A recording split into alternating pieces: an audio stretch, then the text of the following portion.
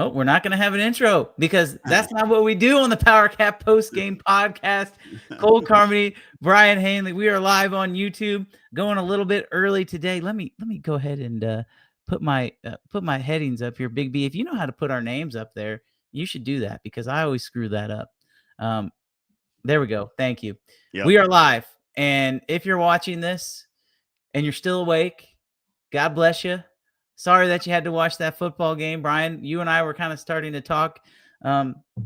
It's midnight as we are live. If you're watching this the next day, we do go live on road games after podcasts. We're here to talk about Kansas State's 23-17 loss in Arizona.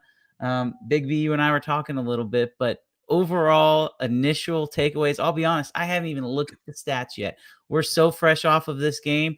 Top of your mind, what's the very first thing that comes to your mind as the zeros hit the clock down there in Tucson? The first thing that comes to my mind is that we have a team that, first off, they didn't quit, but I guess the first thing on my mind is we're not a good football team. We don't have talented football players. We've got a few, we've got some, but I think we overestimated, and I'm guilty, we overestimated the talent on this football team. There is not a lot of talented guys. You could see that tonight. Just not a ton of talented guys. We've got some, but first of all, the offensive line has none. Literally none. No talent on that offensive line. It's absolutely pathetic. And that's my first thought is like, man, where's the playmakers? Like Jace Brown's the playmaker. Nobody else. Like Nobody else can do anything. I go, this is bad, Cole. I don't understand what the hell happened. I don't understand what happened because last season, first of all, I'm going to start with the tight ends, and I'm not putting any blame on the tight ends. We're going to get into the quarterback situation. We're going to get into the play calling situation. We're going to get into all that. But this is the first thing that comes to my mind. I don't understand how the tight ends can take such a big step backwards. We were all convinced at the start of the season that this was going to be the best position group on the field. These guys, they can't block. Nope. They can't get open. Nope. Lincoln Kier played in the first half. He was out there for pretty much the entire first half. And then he stood on the sideline the entire second half. Like, he had to have been hurt, right? Like, he had to have gotten re-injured, and we'll talk about injuries. Dylan Edwards situation, same thing. That was pretty apparent as soon as he got tackled. You could tell he was hurt.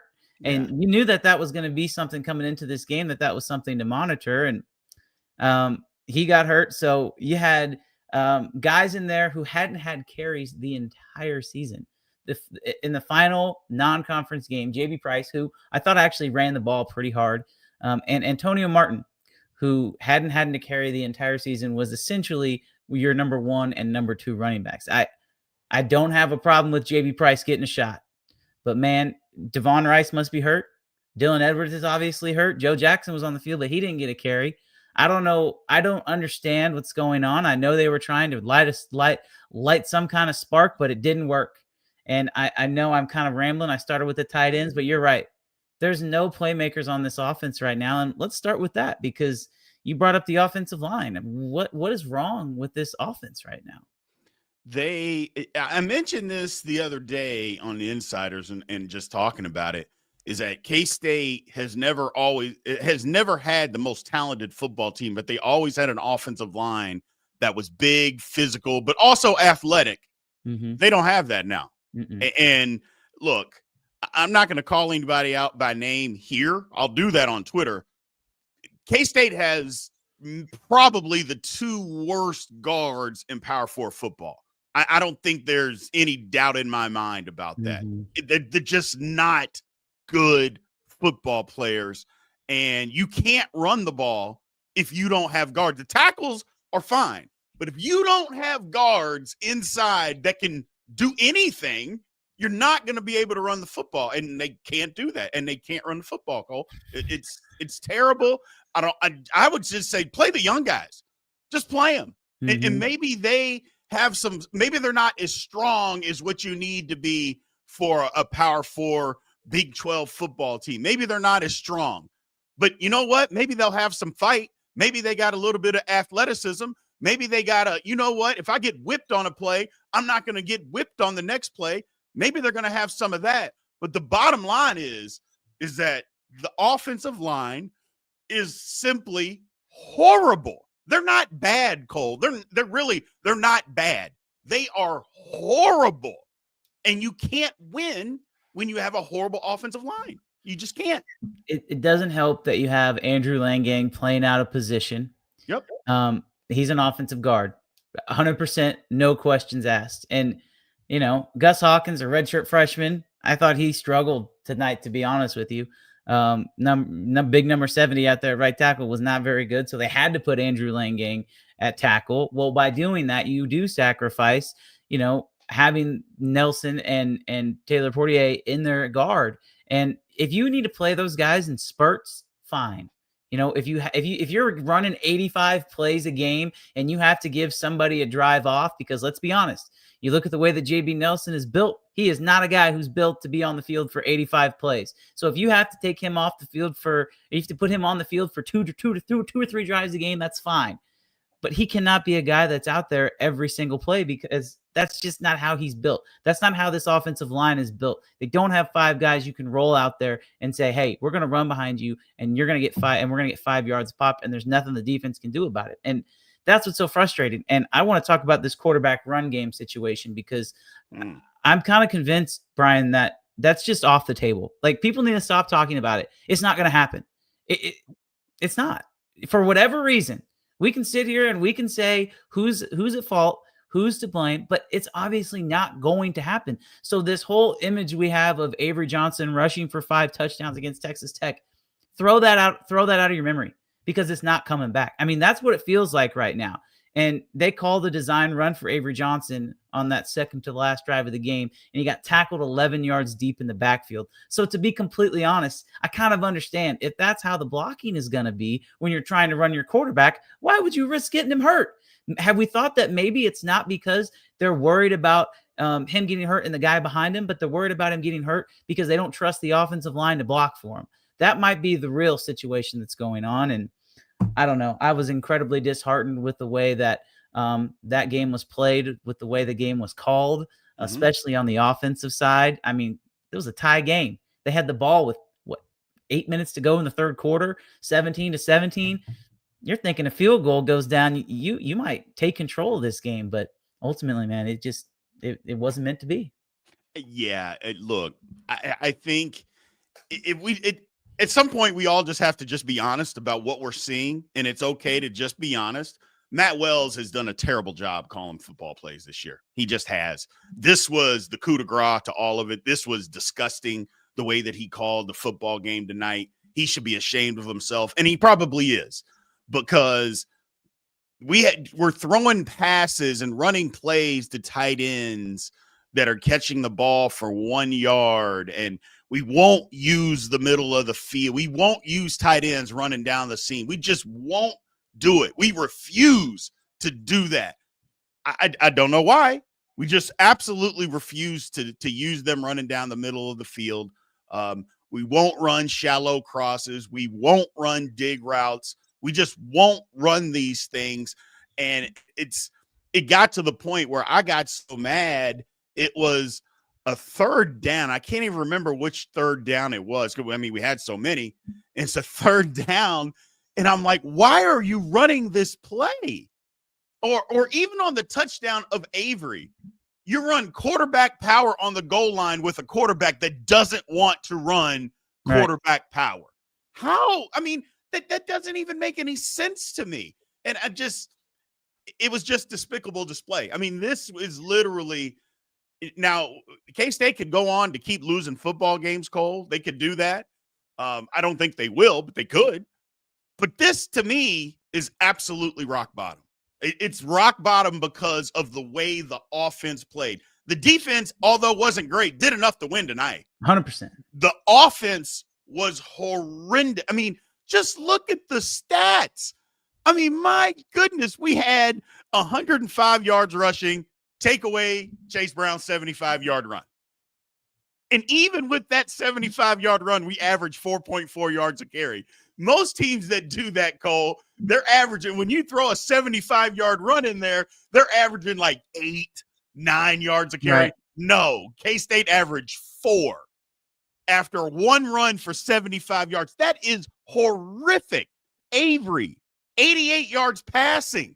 I'm like, everything was just bad. It was all bad. And I know that we like Avery, and he was terrible too.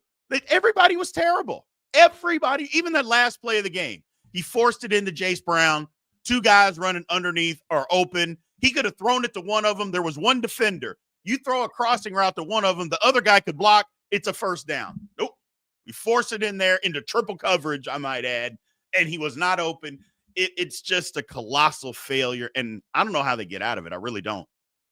The fact that they had the ball twice with a chance to go win the game. That's crazy. It is insane. But you know what? I am going to give some credit to the defense. I agree. And we said before we started recording, if we were to say before the game that you're going to hold Arizona to 23 points, you're going to have a really good chance of winning the game. I mean, this is an offense. Now, I understand they hadn't played anybody, but they had been scoring the ball 44 points a game. So that's an offense that has had some success. And I thought that Arizona's offensive line, as horrible as K-State's offensive line was rushing the football, Arizona's offensive line was just as bad protecting the quarterback. The fact that K-State, I want to say they only had 2 sacks in this game. They drew 5 or 6 holding penalties. Yeah. And still, Brien, they still sometimes on those penalties couldn't get off the field. That 3rd and 15 dump off to the running back. If they get off the field, I don't know if Arizona is going to have to kick a field goal from there, which they ultimately ended up getting. They might have had to punt if you just make a tackle, and instead of needing 6 points or, to go tie the game, an extra point to win it, all you need is a field goal to go tie it. I don't think I would have had the confidence that K-State would have been able to do that. But, they also ran another 2.5 minutes off the clock. Right. And even when the defense had success, it just felt like, they didn't make enough plays because you knew that the offense did not have a very good chance at responding and getting points. Yeah, look, the defense did enough. They weren't great. You got to get off the field more. I mean, you look again, you start looking at the stats. I mean, running back had 189 yards rushing. Yeah. I mean, that's disgusting. Yep. I mean, they had 234 yards rushing. Again, they averaged 5.2 yards a carry. That's disgusting. Fafita started hot, but then he cooled way off in the game. And then you're thinking, if we can just stop them from running the football, K-State's got a chance. Well, they could never stop them. They could never get them stopped. And even at the end of the game, I get it. All they're trying to do is run it, and we knew they were going to run it. But before that, we could never cover them up. We could not do enough. But we've talked about it before. When you don't have either the defensive lineman and you don't have the defensive lineman depth, it becomes troublesome when teams are just saying, you know what? We can run the ball in between the tackles. We can run the ball in between the tackles, inside zone, power, off tackle. We don't have to run outside zone. We don't have to run a bunch of sweep. We don't have to do any of that. We can just run the ball in between the tackles on you, and we can run it to the tune of 234 yards. That's just not good enough. Guys weren't where they were supposed to be. These run fits, linebackers out of position, safeties out of position. It was a collection of errors, and because this in the first half, it looked like they had quit, and it was kind of what I was saying. I said, you know what? I hope K-State gets down 10-0 and see if they fight back. Well, turned out it was 17-3. Yeah, and they did fight back. And you're like, okay, we got something, because Arizona tried to give us the game. They literally said, you know what? We don't even want to win. We don't want to win. Here's the game. You come and take it if you want it. And K-State, while they got back into it, maybe they blew everything they had in getting back into the game and then couldn't figure it out after that. I don't know, Cole. It's weird because the way that game was going in the first half, I was fully prepared to get on here and, say that, call out the coaching staff, call out the players, which we've definitely done, and say that this is not what fans will pay money to go see. And while I don't think that the product on the field is good by any means, The fact that they showed some fight, right? That you said they showed some fight.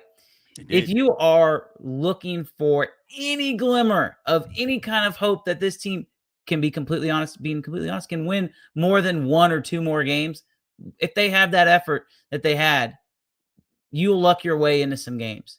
I mean, we think. I don't think Arizona's a very good football team.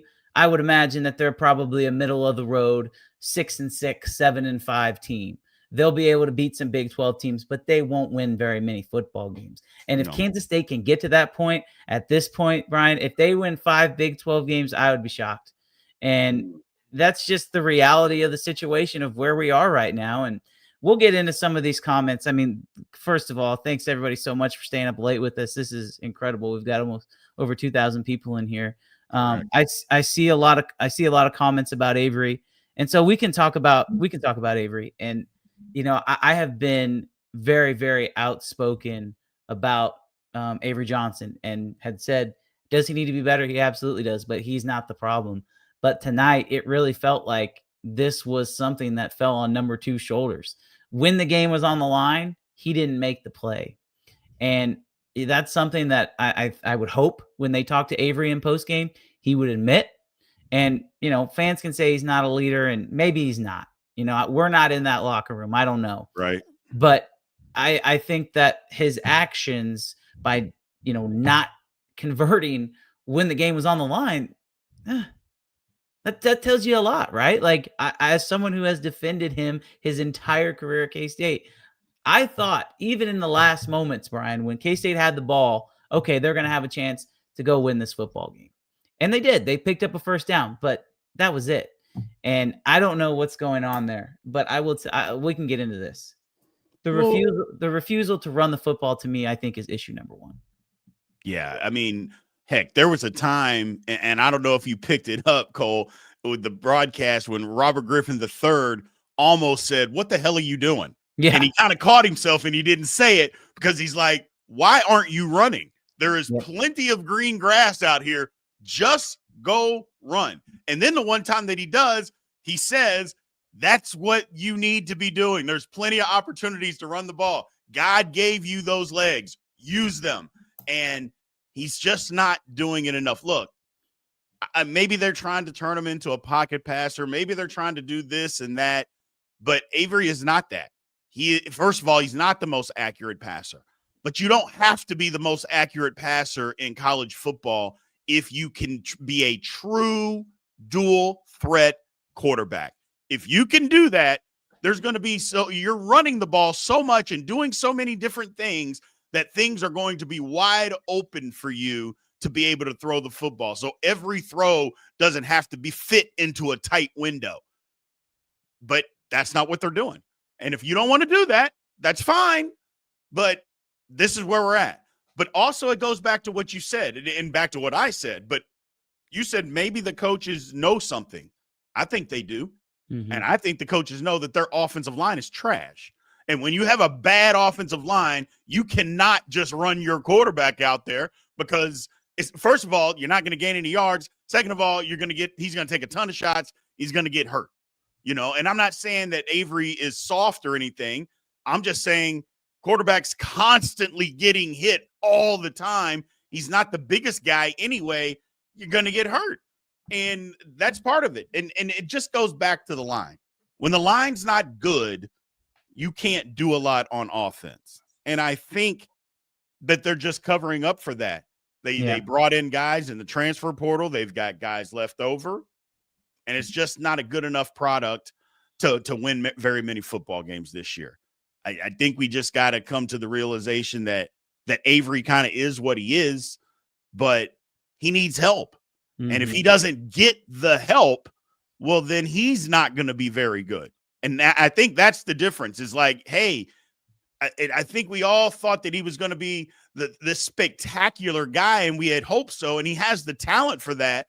But you can't do it alone. And when you don't have the help, well, this is what it looks like with him. And it's unfortunate, to say the least. It's unfortunate because he's got the talent, but he needs help, and he doesn't get it anywhere. Even the next to last series that passed to Chase Brown, you have to catch that ball. Yep. At fourth down, you have to catch it. I mean, I don't care what you have. I mean, first of all, you're not going to get hit. They don't even let you hit receivers like that anymore. So just catch the ball. It just, I don't know. I'm going to put this up here. I'm going to start getting into some comments. Should have never took Howard off the field for Avery. Avery should have waited his turn. So here's what I'm going to say about this, because I saw this comment and I've seen multiple things like this. If folks remember back in 2023 when K-State played at Texas, they had an opportunity to win that game, and Will Howard, K-State got down big. Will Howard brought them back. They go into overtime to a Texas team that ends up making the college football playoff and go for the win in overtime, or double overtime maybe. Can't remember which one it was. And he doesn't get it, and K-State loses. And I remember fans on social media, on GoPowercat, just absolutely, calling for Will Howard and saying, oh, he sucks, but put in Avery Johnson. The backup quarterback is always the most popular person on the face of the earth. But the reason I bring that up, Brien, is because after the game, what really stood out to me, I had an opportunity to be there, and we go into the post-game media session, and there's Ben Sinnott. And Ben Sinnott looks directly into the camera, not even prompted, with a question about Will Howard, and tells everyone who is watching that video to understand. He lets them know that Will Howard is his quarterback. That is my quarterback. Will Howard is the leader of this team. Don't ever question Will Howard, because he knows what he's doing. We believe in Will Howard, and he's going to get it figured out. And at the time, Brien, people roasted him so bad. They looked at him and they said, who is this guy to come up here and defend his buddy, blah, blah, blah, blah, blah. But to me right now, if somebody did that in the K-State locker room, if they stood up there and said, don't question Avery Johnson, that's our guy, I could forgive some of this, because I want to see that accountability. I want to see that leadership from somebody, because nobody has it on the offensive side right now. And yes, did Avery Johnson play a horrible game? He absolutely did. But I would still love to see somebody just step up and defend their guys and just show a little bit of fight and a little bit of passion, because I didn't see any of that passion. And that was incredibly frustrating. I saw it on the defensive side. I saw it on the special teams. Special teams was really good. I saw that. But I saw it on the defensive side. I didn't see it on the offensive side. And I'm at a loss for words, because I don't know where that side of the ball goes from here. Yeah, I don't know. I love your point about it. The people that need to stand up and say something is the offensive line. I know I keep coming back to that. They're the ones that need to come up and say, if we need to be better, and if we're better, Avery will be better. So don't blame him. Somebody needs to say that. I mean, and it just needs to be that. We need to be better. We have stunk so far this year. We have to be better. When we're better, Avery will be better. The offense in general will be better. If nobody says that and they don't change, well, then it is what it is. That's the only accountability that I want to see, because Avery's going to get most of the credit and he's going to get most of the blame because he's the quarterback. That's right. But if you just look between the lines, which most K-State fans can look between the lines, they know that it's not him, or that it's not all him, I should say. He has a lot of blame, but he doesn't have the most blame. The most blame is pretty easy to see. Offensive line 1, play calling 2, Avery Johnson 3, in that order. And if you had to separate it and give a percentage out up to 100%, offensive line takes 70% of that blame. Easily 70% of that blame. Now, how you want to break up the remaining 30%, okay, you can figure that out. But the offensive line is the problem. And somebody in there has got to take the wheel and just say, we have not been good enough. We have been pathetic. We've got to get it together so this offense can get it together. But the other two, I'm not going to let off the hook, because they've been bad too. Avery was bad tonight. But even at that, the play calling, Cole. Yeah, let's get into that. Let's get into it. Yeah. I'm just never going to get over the play calling. It was so bad tonight. So bad. They didn't put, we consider, and we can talk about how Avery only had, let me look at the stats here. What did he have? 88 yards passing. Good. My God. We can talk about that. But really, there were no The only play call that had any kind of imagination, Brien, went for a touchdown. A 75-yard touchdown. It literally went for a touchdown. In the same formation, let's not forget this, that had a 70-yard run against Iowa State too. They've ran it twice, and they've gained over 70 yards each time. I don't get it. Help me with that. I don't understand. I saw somebody made in here. I think it might have been our own John Grove. John, thanks so much for watching. He said they let Jace Brown, lighter than Avery, take off in the Wildcat formation, for fully willing to let him take the hits. I had a tweet and I was about ready to cue it, but it would have been 5 of my followers would have understood this reference. But in high school, if you don't have a quarterback, you know what you do? You put your best athlete back there, you snap him the ball, and you say, "Hey, go score." Yep. Get the ball to your best player. And right now, Jace Brown, without Dylan Edwards, Jace Brown is your best player. Why not try it? I mean, do something to try and get the offense going, because there's just nothing. And we don't even have to talk about the out routes short of the first down. That's been an issue all season long. Like, ever since Matt Wells, and I was willing to give him the benefit of the doubt, talked about taking a profit in his media availability. If that out route's there, we tell Avery, take the profit. You're never going to want to pass up on free money. And so take the 3-yard out route, take the 4-yard out route. If it's there, take it. Well, that's what he's doing. And I truly believe that has been coached into him so much to where if he sees a guy on a 4-yard out route open, that ball's out of his hands, and that's where the ball's going. And it's more times than not, those are the play calls that are happening, and it's just incredibly frustrating.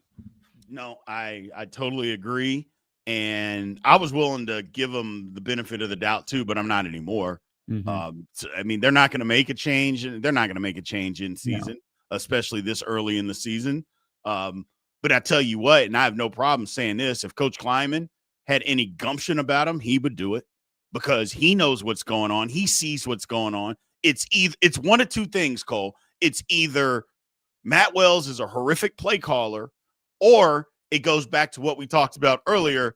He's got to call these plays because he knows the offensive line is just not good enough to do anything else. So he can't get imaginative on the offensive side. I think that might actually be more of the problem, is that I can't get all this imagination and do all these different things because the offensive line can't block it. So if that's the case, there's not a whole lot you can do as an offensive coordinator. We can yell and scream and be as mad as we want, but you could come up with the best play that's ever been invented. If the line can't block it, it doesn't really matter. Yep. And that's the whole thing. And I think that's what a lot of, I know I keep talking about it, but it's just the truth. I mean, it's the truth. The offense and defensive line just are not getting it done. And I would say even linebacker play. Heck, how does Fafita run through our linebacker for a touchdown? Gets hit on the one and powers through 2 guys and then stretches the ball over to get a touchdown. How does that happen? I mean, there should be no way that something like that happens, but yet it did, because he wanted it more than we did. And that's all that there was. He just wanted it more than we did. I don't know, man. It is what it is. There's no fight. There's just not enough fight. There's just not enough fight, Cole. Where do they go from here? I don't know. I know we talked about this earlier in the week, and I hate it, but I have a feeling we're probably going to lose some people to the transfer portal. I would now, maybe it's starters, maybe it's not. I hate saying that because I think the reason I hate saying it is because I don't want to believe that a program that I root for and love, that would happen to. That's usually designated to programs that aren't very good, can't compete, things of that nature. Well, we're one of those programs this year. We're not very good. We can't compete. And I'm just like, I just have that feeling, especially it's a bye week. It'd be a little bit more troubling if it wasn't, but it is. I just have a feeling that we're going to see some people say, no, I'm out. This isn't going the way I thought it was going to go. I'm out of here, and take a red shirt. I don't know who it's going to be. I know the chat and fans are going to speculate for the next 2 weeks. I get it, but I think that's going to happen. And I don't know where we go, Cole, to answer your question. I really don't. I'd love to have an answer for you, but I don't, because I didn't see anything get better. You know, it'd be one thing if I saw some stuff get better, other than, okay, they fought back. Great. Mm-hmm. They fought back. But the play itself wasn't better. So if the play's not any better, I don't know how you get better. Right. It's not like they were going up against, Arizona State, for example. You're going against Arizona. And, the line was the line for a reason. Everybody thought this was going to be a close game. I mean, it was. Like, the reality of the situation was it was a one-score game. Now, was it really that? I mean, you look at the yardage. If K-State drives down the field and scores a touchdown there, everybody's going to be talking about how Arizona should have won this football game, right? Like, that's the bottom line. But, I think for K-State right now, I've been saying, look in the mirror. Well, you're well beyond looking in the mirror. You know what's looking back at you in the mirror, right? And now it's time to make changes. And does that change happen on the staff? I don't think so. Not after 4 games, but we will do that. You know what, though, Big B? It happened for Florida State. Florida State was undefeated, and then they were around this record. I'd have to look it up. They might have been 1-3 after 4 games. They might have been 0-4. Now that they were 0-4. Yeah. And you know what they did? They fired both their offensive and defensive coordinators. And, I think about sometimes in sports, the worst things can be the best things. And as much as you don't want to lose, now your expectations are completely thrown out the window. You have 2 weeks to worry about yourself, right? What can you do to make the team better and to try and find a way to get a win, regardless of who you're playing? Like, at this point, it's who cares about the rest of the season? Go out there and play football for the name on the front of the jersey, for that logo that's on the side of your helmet that for the last 30 years, people have poured into. And you have to have that attitude that every time you run out onto the field, you're not just playing for yourself, but you're playing for those guys. You're playing for the guys that came before you. Yes. And I don't know how many former players they're going to have to bring in and how many Daniel Greens and Seth Porters they're going to have to bring in to try to explain that. And if the guys that don't want to do that, then fine. Like you said, see ya, right? Have a good day. You should play the guys that want to be there. Play the guys that are on the field. And I just have this strange feeling that if you do that, you might not win, but the product is going to be a whole hell of a lot better. And you're going to walk away feeling a lot better about yourself, because right now this is a horrible feeling. If they play like this, they will not win a single game the rest of the season, period. They will go 1-11. And the rest of the season will be viewed as a colossal failure. I have a feeling it's already going to be that way. But you need to try and find a way to put the guys out there on the field that want to wear that Powercat, because that's the only thing you can do right now. Yeah. I just think, when it comes down to brass tacks, I just think we got caught. I think we got caught in a year where we thought we had a lot of talent, but in the places that you really need talent, in the trenches, we don't have any. And you're not going to win against quality competition when you don't. And we've played some quality competition, and you can keep the game close, but you can't win them, and we haven't won them. And that's where the difference is. And I hate saying that this early in the season that K-State's in trouble, but this season is in trouble. It's in trouble, Cole. Again, if there was any signs of life, then we could say, you know what? They scored 35 points against Arizona. We just made a couple of mistakes here or there. We got beat, or we scored 27 points, whatever the case may be. But that wasn't the case. That wasn't the case at all. We scored 17, and we got lucky to get that. And you take away a couple of holding penalties in the first half where Arizona has to settle for field goals, it might have been 28-0. Mm-hmm. So I don't know. I'm so disappointed in where we are, but I didn't see this coming. I saw us not being maybe as good as what we thought, but I thought we'd be undefeated by this time, Me but too. just not as good as a football team as Right. what we thought. That's Mhm. my thinking. I never thought that we would be sitting here at 1-3. Never thought that. So I don't want to even pretend like, oh, Big B, he knew it. No, I didn't. I didn't think we were going to be as good as everybody thought, but I thought we'd be 4-0 at this point in time. I did think that, and we're not even anywhere remotely close to that. Nope. I picked this team to be 11-1 or 10-2. Depending, I think late in the season I was 10-2, but that's where I was. And so I was dead wrong. A lot of people were dead wrong. National people were dead wrong. Nobody saw this coming, but here we are. And, I'll wrap up with this before I throw it to you for the final comment here as we wrap up the show at 12:30 at night. Thanks amazingly. 2,600 people in here. That's outstanding. Thanks everybody for following along with us tonight. But I think that, we've talked about what this team needs to do. And you brought up, if we played well, then we might think differently of this team. I'm to the point now, it is a clean slate. It is a completely blank slate. It's a clean canvas. You don't have anything to worry about. You're not going to go play for a Big 12 championship. You might not even make a bowl game at this rate.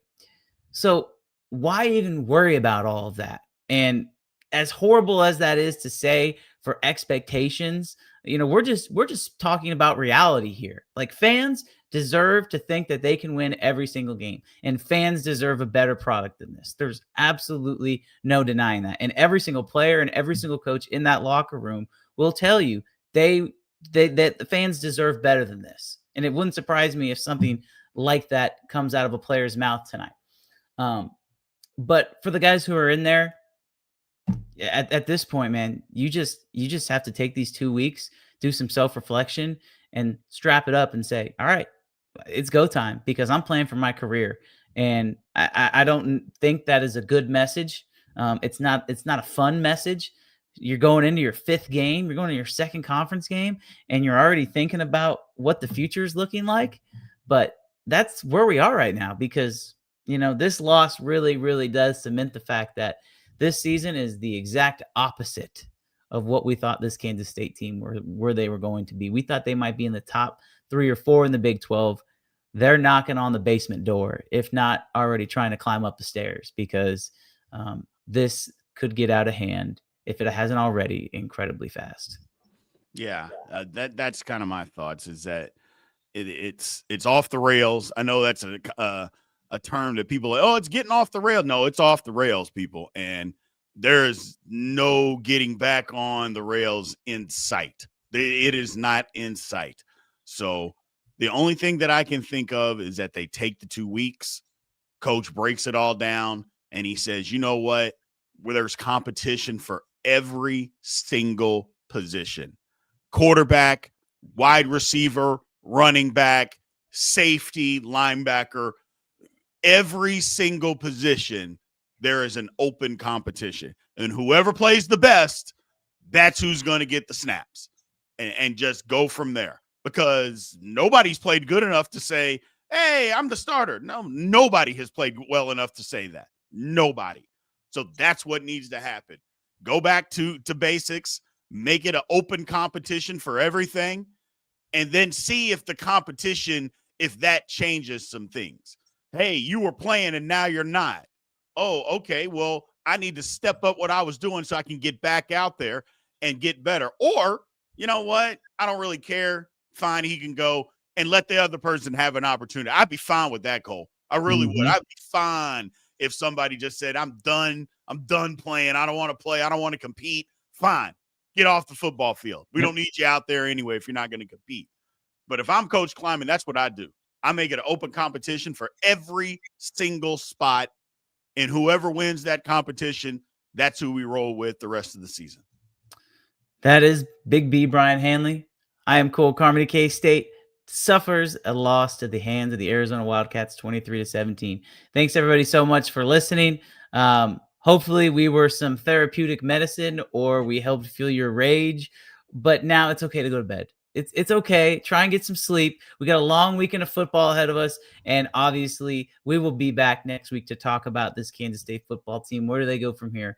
A lot of storylines to follow. We will talk about it right here on GoPowercat. Thanks, everybody, so much for watching. Have a great evening. Have a great day if you're watching this the next day. And we will talk to you next time. This has been a GoPowercat.com and Spirit Street production.